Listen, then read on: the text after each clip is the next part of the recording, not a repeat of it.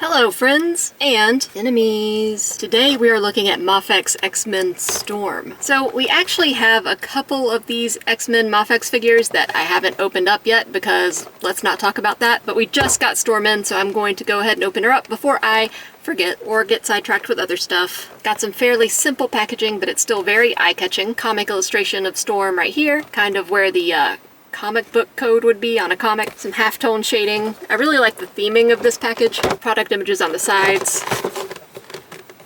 That's a really cool shot. And more on the back. Warning, choking hazard.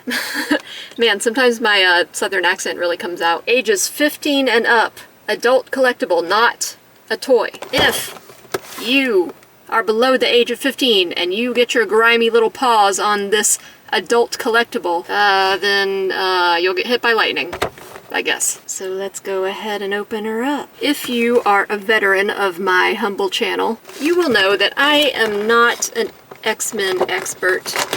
I mean, I know Storm. Who doesn't know Storm? But I don't know her as well as I probably should. We've got two clamshells here, one for the figure and main accessories, and another for what looks like the effects, and a little stand in the back. And this sheet. What do you say? Certifying genuine product. Well, thank you.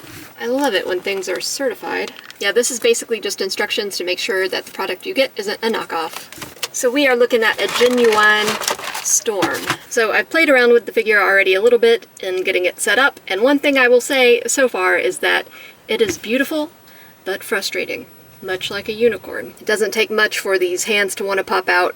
I couldn't get her to stand up on her own without the stand. I usually don't like to break out the stand so early, but in this case it was warranted. I really like this costume for her, and just the stark white against that gold looks so good. And parts of the costume are a little bit pearlescent, like the legs starting here, and I think that may throw some people off, but I like that effect. And then you've got this pop of color with the X-Men pauldron symbol. These fabric bits are a little bit unwieldy because they are not wired and they're very stiff at the ends where the gold is, but other than that they look really nice. Let's get a better look at her head sculpt. Beautifully done. Her hair is amazing.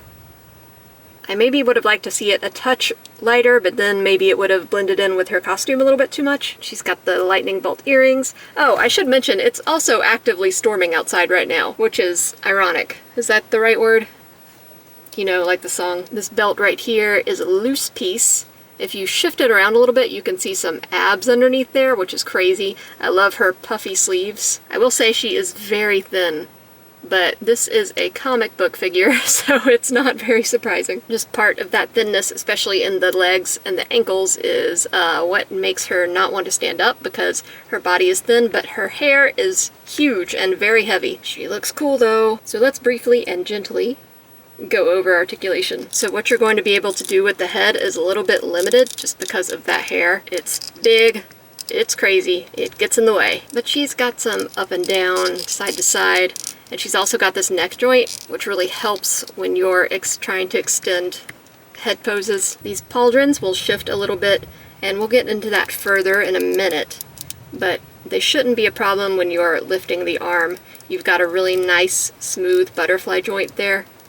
Lots of rotation and movement. Single elbow, but it's very smooth. The hands just want to pop out so easily, and part of that is due to this fabric that's stuck in there. Just that pressure wants to pop them right out. Tiny bit of movement at the chest area. Lots of movement at the waist.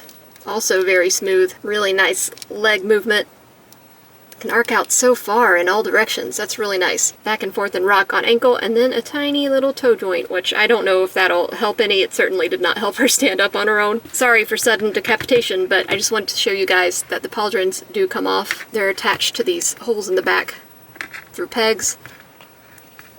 The cloak piece, or whatever this is called, this fabric thingy, will also have holes in it, so you can remove that and remove those from the hands. So if you want to take off her nifty cloak thing, you can do that. I don't know why you would, because it really kind of completes the look, at least in my opinion. She looks a bit naked without her cloak and her pauldrons, but let's go ahead and look at some accessories.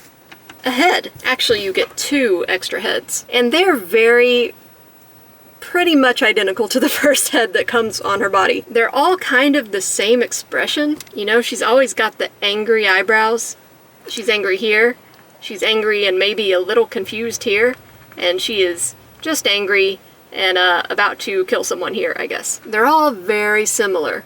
I am pretty sure that Storm has different emotions, but this action figure only has one emotion, and that is an unholy rage. So you also get so many hands. So many hands. So many hands. The ones that really stand out are going to be these lightning effect hands, and they're really well done, really clean. I love the translucent effect. They come with little pegs to make sure that the hands don't shrink. You'll also get a little pair of fists, and every hand set will come on these little rack kind of things to A, keep them together better, and B, also help them prevent shrinkage. Some splayed out hands, some slightly curled hands, what looks like the typical magic using hands, even though I know it's not magic. It's like, well, I mean, if it's not magic, what is it? It's weather manipulation. Couldn't that be considered a form of magic? And she'll also come with these hands that have pegs in the middle, and that's because you get these accessories that are just like singular lightning bolts, and you can plug those in for when she's zapping a toad or whatever. So if you're looking to replace her hands, it's really easy since they're just on these pegs, but do be careful because they are small. You want to avoid breakage. And to put the cloak back on, you reattach it at the back there. You slide the end, which has this hole, onto her wrist, reattach her wristband, and then you can put on the hand. If you do it neater than I did, these won't show. You can stuff it in there and make sure that it doesn't stick out, but I'm a little haphazard with it sometimes. It is nice that her parts are fairly easy to reattach. So take the tiny little plug out of your effects, just plug that in. That looks pretty cool. I might like that better than just the full lightning hand. But let's see. Yeah, the lightning hand does look really cool, but I kind of like the more understated and direct look of this singular lightning bolt coming straight from her palm. Maybe it's just because we're so used to seeing the lightning hand effect in figures, and it might not be intense enough for some people, but I do really like the color of the lightning effect. It's kind of pale. It's kind of like a lemonade yellow, which clashes a little bit with the bright, intense gold of her costume, but I like it. It makes it more ethereal, kind of. So for the stand, you'll get your stand base, this adjustable rod, and 3 attachment options. And you also get this singular rod, and yeah, it's really nice to have a stand come with this figure because not only, like I covered, does she not want to stand on her own, but she is a character that flies. So it is always a plus to get a stand with the flying character. Even just lifting her up off the ground a little bit makes her look that much more cooler. More cooler. I'm sure that's not correct grammar. Did you know I write too? A comic book major who knows nothing about comic books and a writer who doesn't know how to say grammar good. You know, I'm just doing my best. I also don't know if this was demonstrated very well when I was talking about articulation, but this leg does have a hip drop down. I mean, not just the one leg. They both do, obviously. But that is also really nice for when you are getting her into more complicated flying poses. For now, we're just going to leave her grounded because I have a couple other figures I want to compare her to. But yeah, I am saying that you'll probably want to always default to having her be held up with a stand because her feet are just so tiny and her hair is so big. So here she is up against our other Mafex figure who is covered in dog hair for some reason.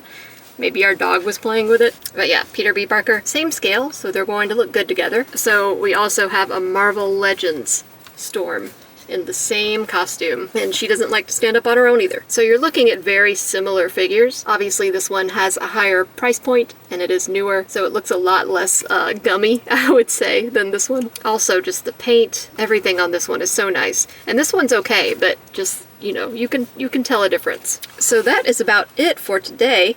I feel like this was a lot shorter than I thought it would be, but you know, she came with relatively few accessories, and most of those were hands, and she is a deceptively simple looking figure. Not a lot of crazy textures, it's more about just getting the forms in there, getting the colors in there, and aside from the hands wanting to come off really easily, and the pauldrons actually kind of wanting to come off easily as well, the rest of the articulation is really smooth and fun to play around with. It's not a pain, you know, like some figures can be. So, I hope this review was informative.